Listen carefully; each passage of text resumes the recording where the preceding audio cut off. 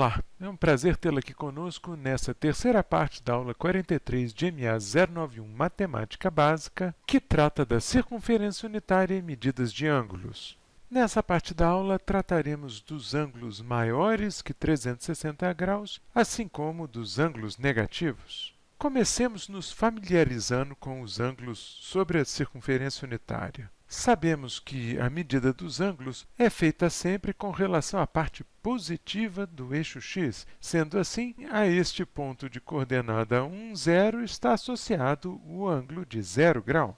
O ponto oposto a esse sobre a circunferência é aquele associado ao ângulo de 180 graus, que corresponde a π quando trabalhamos com radianos. Se dermos apenas 1/4 de volta a partir do nosso ponto inicial, chegaremos ao ângulo de 90 graus, ou π sobre 2 na notação em radianos. E se dermos 3/4 de volta, atingiremos 270 graus, ou 3π sobre 2. Completando a volta, chegaremos a 360 graus, que corresponde a 2π. Observe que este ângulo compartilha com o ângulo zero o ponto 1, 0 sobre a circunferência unitária.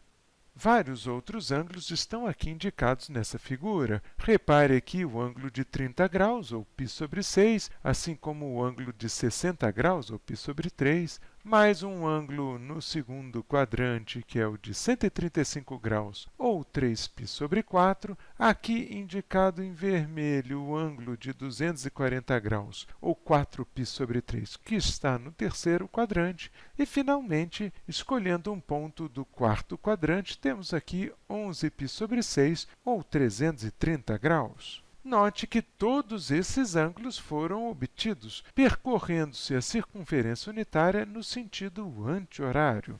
E o que ocorre quando percorremos a mesma circunferência, mas no sentido horário? Nesse caso, nós obtemos ângulos cuja medida é negativa.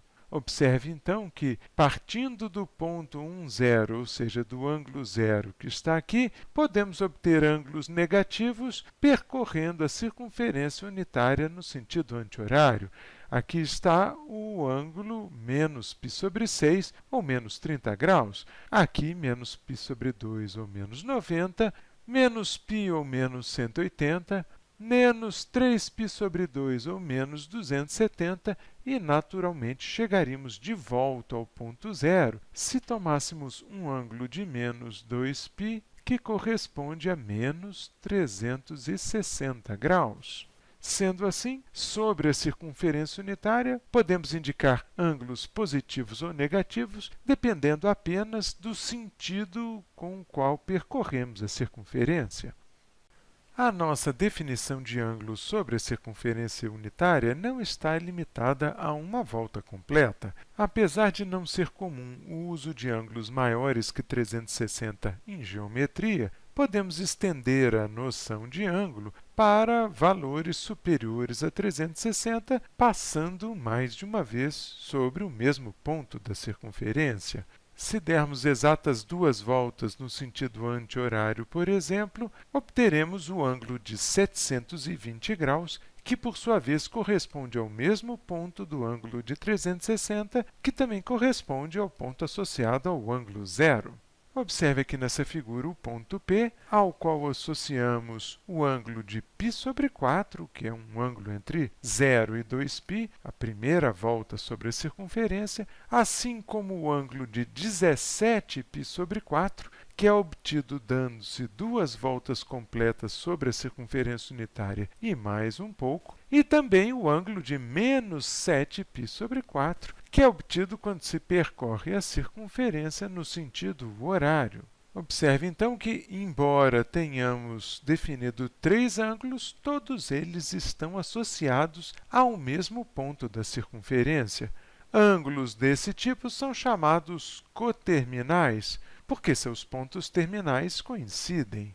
Naturalmente, os pontos iniciais também coincidem e são sempre iguais ao ponto 1, 0.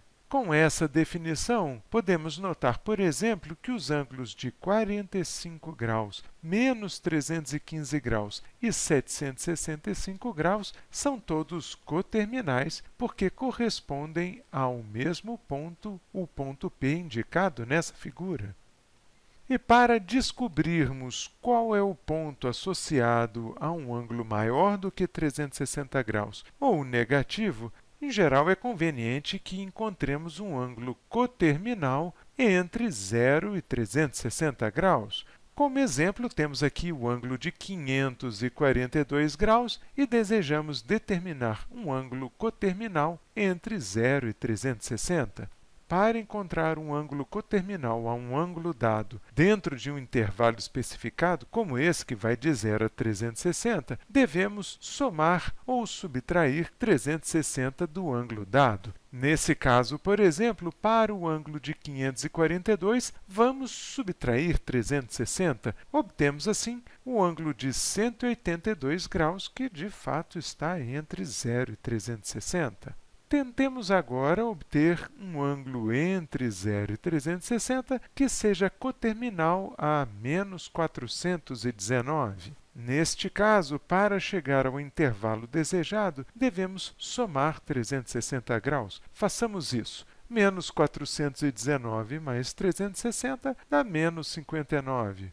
Opa, mas esse último ângulo não está ainda entre 0 e 360, que é o intervalo desejado. Nesse caso, é suficiente que somemos 360 mais uma vez. Obtemos, assim, menos 59 mais 360, que é 301 graus, este sim, um valor entre 0 e 360. Este é, portanto, o ângulo desejado.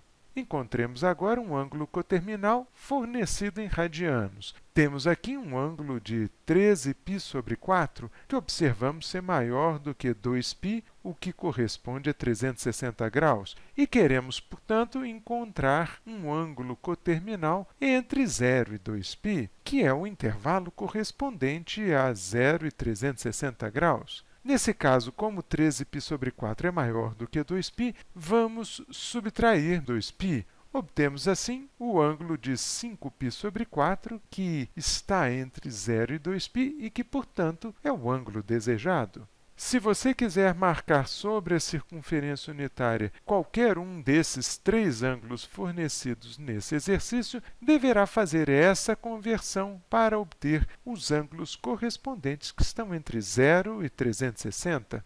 Essa conversão também é útil para calcularmos o valor de funções trigonométricas para ângulos maiores que 360 ou negativos.